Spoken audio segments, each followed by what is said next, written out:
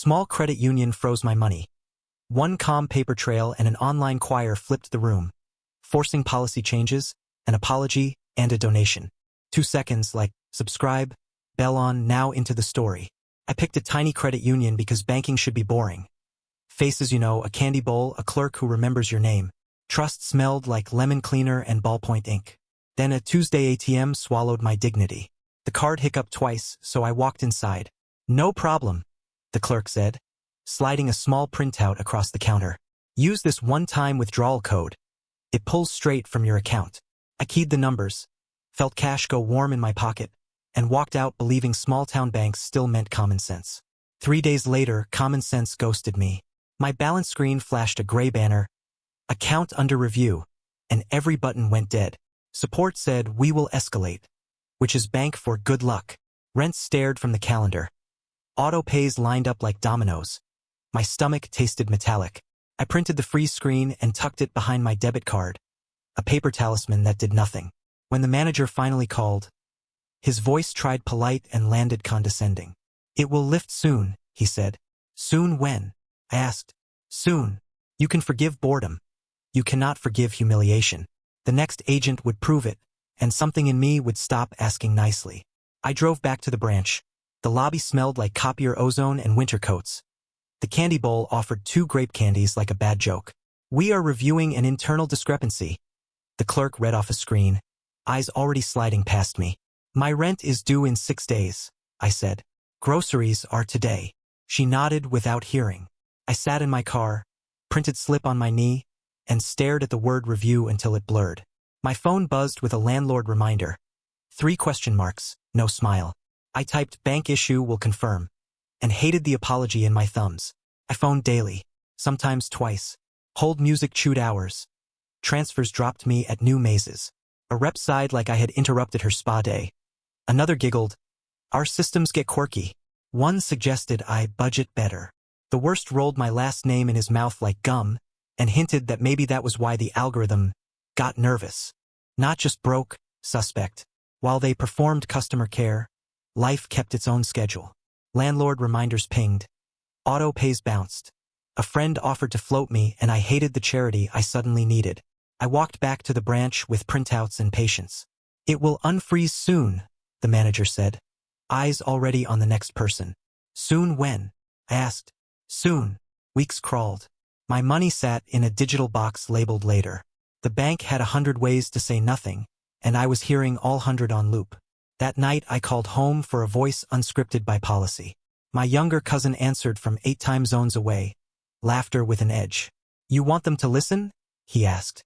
Stop whispering in their call center and start shouting in their lobby. Which lobby?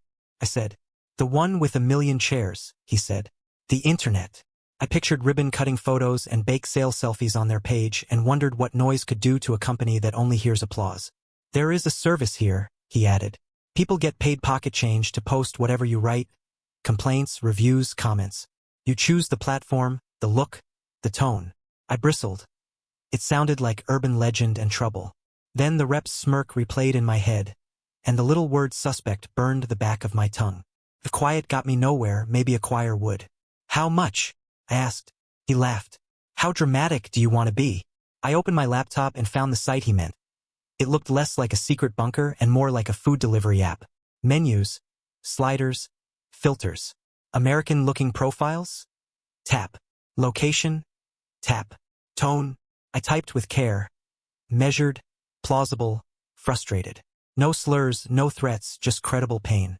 I wrote a template that told the truth. A small credit union froze my funds because of its own error, then treated me like the problem. I asked for posts across the obvious places. A polite question on their page, a review that named the delay, a thread that named the way soon doesn't buy groceries. Cost. The price of a bus ticket across town. Ethics. The weight of a feather on a scale already loaded against me. I braced, waiting for guilt. Instead, I felt the strange calm that comes when a plan finally fits its hinges. I organized my own receipts, free screenshots, the ticket number the clerk had scribbled, dates of bounced bills, the time my landlord's question marks gave up their humor. If anyone asked, I wanted truth to be the spine under the noise. I hit pay, closed the lid, and made tea that tasted like burnt pennies and mint. On my desk, I set a tidy stack labeled calls, with a blank line under today's date. You really doing this? My friend Sam asked from the doorway. I am done being polite to a wall, I said. He nodded, thumbed the candy bowl, and stole the last grape. I chose delay over slander, receipts over rage, and double-checked that nothing I wrote could be read as a threat. I printed a cover sheet for my folder, dates, names, call times, and clipped it to the top so a stranger could follow the story without my breath shaking. The kettle clicked off. Winter pressed its nose to the window. My phone went face down. I let the plan walk on its own legs. The first ripple hit before noon.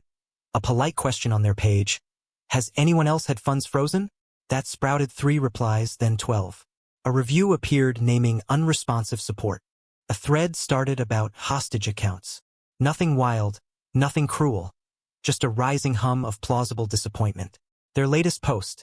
Smiling staff beside a bake sale table. Collected flyspecks of doom. Why won't you answer? You froze my grandma's money. Do better. Whoever ran the page tried to hide comments. It looked worse, like bleach stains on black. Replies multiplied. Screenshots jumped to local groups where reputation lives and dies at 2 in the morning. Someone posted a goofy meme. A vault door with a sign taped to it. Closed for vibes. I did not touch a thing. The swarm did not need me. It rolled on its own across every channel like water seeking every crack in a foundation. Somewhere in that building a notification counter spun like a slot machine. Somewhere a coordinator typed, "We value your feedback," and hit backspace. Somewhere a VP asked, "What did we do?" And a PR person said, "That is the problem." I kept my hands off the keyboard and my eyes on my own file. I slid fresh screenshots into the incidents tab, not trophies, just context. Evening fell. The candy bowl lobby felt different in my head now, less quaint, more stage. They had performed customer care. The audience had started to boo.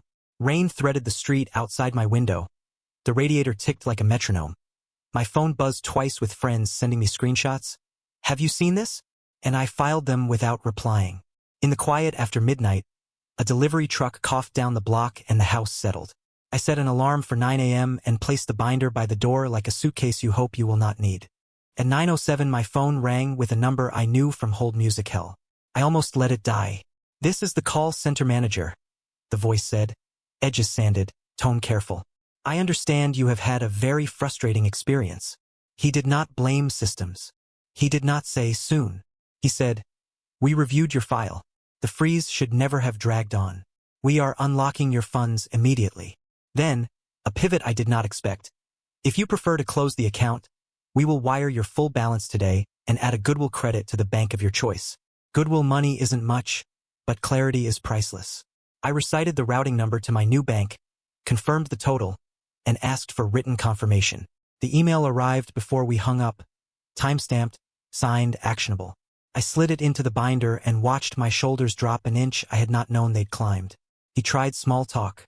I let silence do the work. "We value your feedback," he offered. I said nothing about comments or cousins or choirs. Maybe he knew. Maybe he just wanted the bleeding to stop. Either way, the wire left within the hour. I watched the numbers bloom in my new app like spring after a stubborn winter. Relief tasted like cold water. I forwarded the release note to my landlord with a simple line. "Funds clear," and the row of question marks on his last text finally stopped buzzing in my head. The clock on the stove blinked a stubborn green. The binder's cover felt cool under my palm. I tucked the wire receipt behind the page where I had written down every rep's first name and the times they promised soon. Inside, my phone stilled for the first time in a month. I slept, really slept, and woke to a quieter house and a social feed that was anything but. The wire hit, my screen bloomed numbers like spring, and the house finally sounded like itself. Radiator hoof, kettle click, the soft scuff of my chair. The comments kept multiplying without me. I brewed coffee that tasted like bark and patience and wrote a simple public note. Facts only. No names. No bile. Funds unfrozen. Bank apologized. I'm closing the account. If you're stuck, document everything. Be loud but truthful. I didn't post it yet. The branch manager called first, voice smaller than last time. "Can we meet?" he asked. The lobby smelled like copier ozone and winter coats. The candy bowl was somehow refilled. "We're sorry," he said, sliding an apology letter on letterhead and a printed timeline of their investigation that finally used the word mistake. "3 things," I said, keeping my voice low. Fix the one-time code process. Reverse fees for everyone your delay harmed. And add a human override with a direct line. He swallowed.